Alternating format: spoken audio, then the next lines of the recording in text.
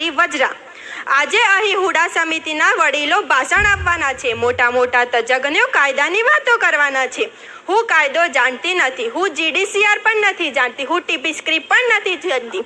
હું જાણું છું તો બસ એટલું જ જાણું છું કે જે માટીમાં હું રમી, જે માટીમાં મારા બાપ દાદાએ લોહી પસીનો એક કરીને અમને મોટા કર્યા છે, જે માટીમાં ઉગેલું અનાજ ખાઈને હું મોટી થઈ છું, એ જ માટી પર, એ જ મા પર આજે કોઈ ખુડા નામનો રાક્ષસ તરાપ મારવા બેઠો છે। સાહેબ, તરાપ મારવા બેઠો છે।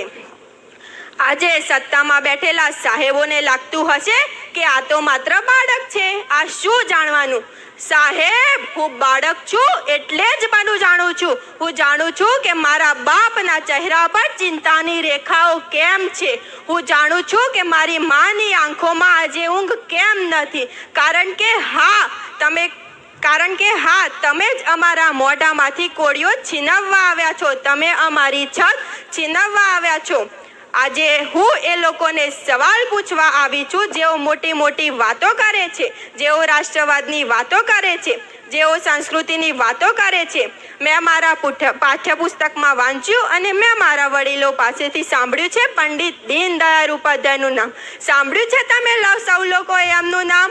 પંડિત દીનદયાળ ઉપાધ્યાય, જે એક મહાન વિચારક હતા, જેમની વિચારધારા પર આજની સરકાર ચાલે છે એવું એ લોકો માને છે। એ પંડિત દીનદયાળજીએ શાનું સપનું જોયું હતું? એ પંડિત દીનદયાળજીએ સપનું જોયું હતું એક અટલ ગામનું। શું હતું આ અટલ ગામ? એમનું વિઝન હતું ગામડું સ્વાવલંબી બને, ગામડું આત્મનિર્ભર બને, ગામડું શહેર પર નિર્ભર ના રહે। એમનું સૂત્ર હતું ગામ પ્રથમ। દેશનો વિકાસ ગામડાથી શરૂ થાય। ગામડામાં ખેતી હોય, ગામડામાં ઉદ્યોગ હોય, ગામડામાં શિક્ષણ અને આરોગ્ય હોય।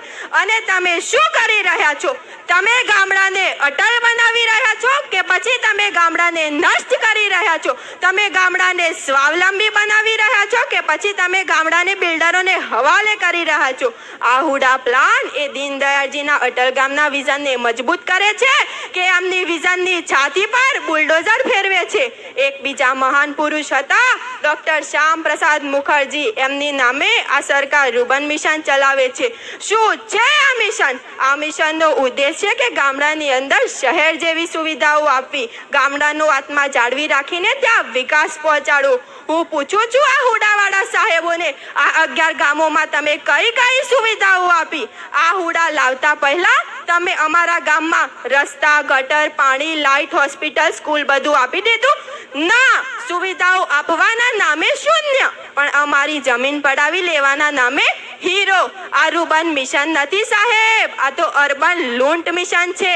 આ ગામડાને સુવિધા આપવાનો નહીં, પણ શહેરના અમીરોને જમીન આપવાનો પ્લાન છે। મને આજે એ સમજાતું નથી કે જે પાર્ટી, જે વિચારધારા ગ્રામ સ્વરાજ્યની વાતો કરતી હતી, જે મહાત્મા ગાંધી અને દીનદયાળજીના વિચારોને પોતાની ગણાવતી હતી, એ જ પાર્ટી આજે ગામડાની દુશ્મન કેમ બની ગઈ છે?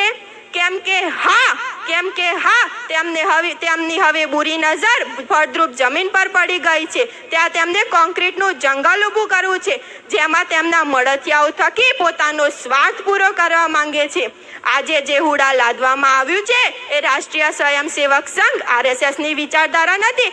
સંઘ તો ગામડાને, ખેડૂતને અને સ્વદેશીને મજબૂત કરવાની વાત કરે છે। આ હુડા તો વિદેશી મોડેલ છે, જે ગરીબ ખેડૂતની જમીન છીનવીને અમીરોની તિજોરી ભરે છે।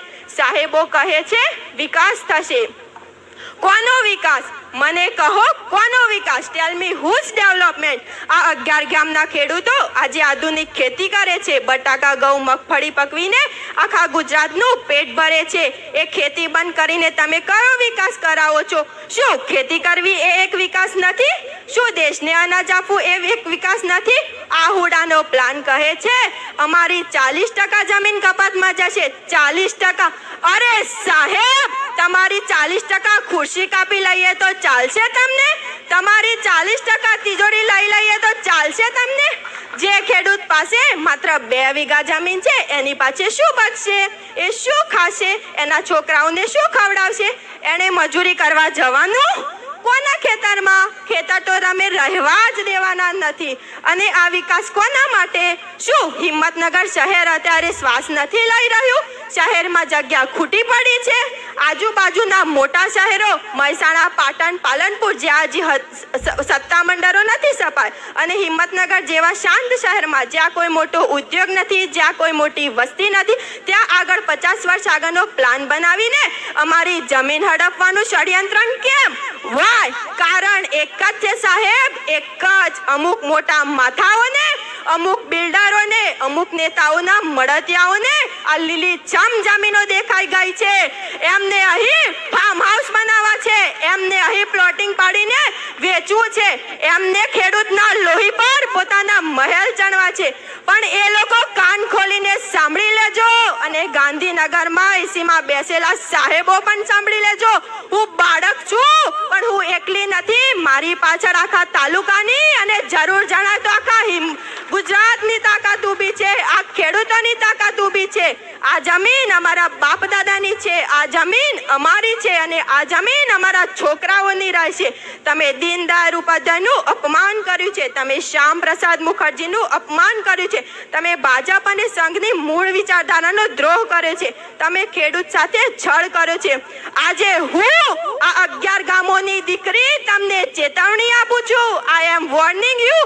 આ કાળો કાયદો હુડો પાછો ખેંચી લો. અમારા ગામને અટલ ગામ રહેવા દો, નષ્ટ ગામ ન બનાવો. ખેડૂતના ધીરજની પરીક્ષા ના લો. આંદોલન અટકશે નહીં. અમે અમારી માટી માટે લોહી આપવા તૈયાર છીએ, પણ એક ઇંચ જમીન આપવા તૈયાર નથી સાહેબ. આ લડાઈ ખાલી 11 ગામના ખેડૂતોની નથી, આ લડાઈ ગુજરાતના દરેક ખેડૂતોની છે. આ લડાઈ ખેડૂતના અસ્તિત્વની છે.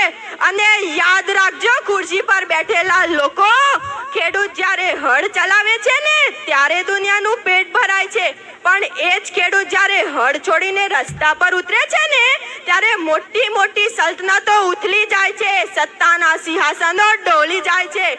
અમે બધા ખેડૂતો જન્મથી જ જમીન જોડાયેલા હોઈએ છીએ. જમીન પર રહીને આકાશ આંબવાની હુનર ધરાવતા છીએ, પણ તમને કદાચ જમીન પર બેસવાની આદત નહીં હોય.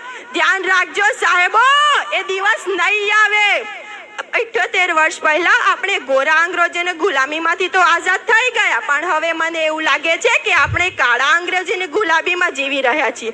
સરફરોશી કી તમન્ના, सरफरोशी की तमन्ना अब हमारे दिल में है, देखना है जोर कितना बाजुए कातिल में है. बहरों को सुनाने के लिए धमाकों की जरूरत नहीं होती, बहरों को सुनाने के लिए धमाकों की जरूरत नहीं होती, उनके लिए सभी किसानों की आवाज ही काफी है.